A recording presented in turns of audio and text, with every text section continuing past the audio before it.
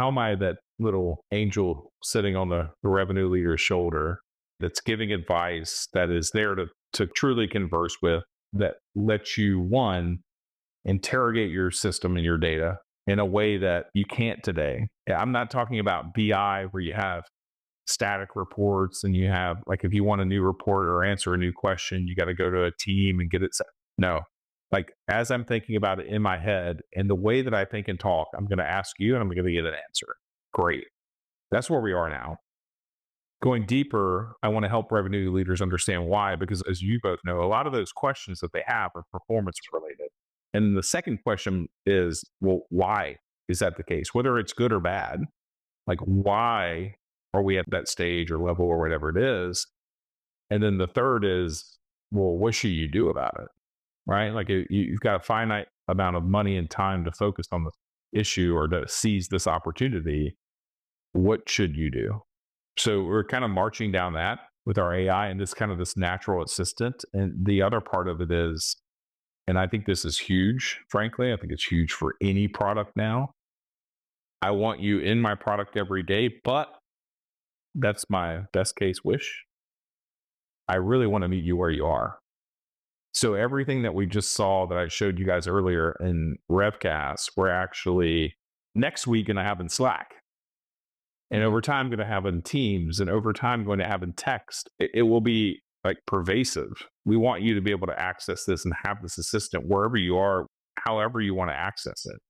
And there's no reason not to make that available, right? Like, our value proposition is rooted on our understanding of the data, our understanding of the problem domain, and our ability to guide you, not where you get that from.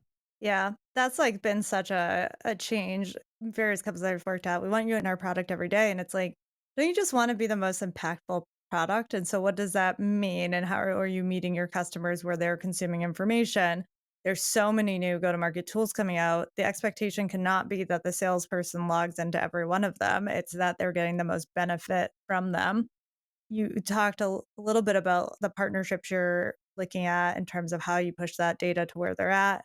Obviously, you're integrated with CRMs to pull in the data. I'm curious if you're thinking about tech partnerships that go into pulling new data into the platform, whether that's a product analytics tool or some marketing tools or just other places where Gong, other sales tools that you're going to start to utilize within your AI predictions. Yeah, I have a strong heart for product analytics tools.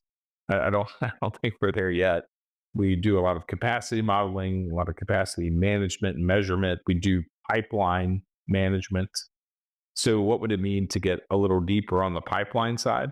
And that doesn't mean deal level forecasting necessarily, but like, how do we partner with folks that do deeper, more robust pipeline management? That's interesting because fundamentally what I'm thinking about as a sales leader is, how do I best align the people I have to the demand, Yeah. right? Like, that is the question that you're trying to answer. So that's really interesting for us.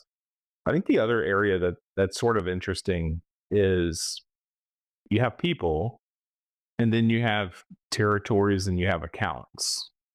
And these things are so interconnected. So, like, how do we think about that, maybe through partnership or otherwise, will be important for us going forward. And then, kind of bringing on the other side of it is, well, a lot of these people that we know about are selling things against a quota and they get paid against a quota. So they have commission plans. How do commission plans and management come into the system? Fundamentally, if I look at the market of rev tech, and this is crude, but I'll divide it crudely, there's a lot of tech that runs deals and runs the quarter.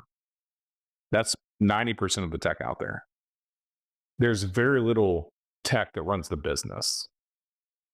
And I think there's a huge opportunity for platforms to come in that run the revenue business and that connect a lot of these.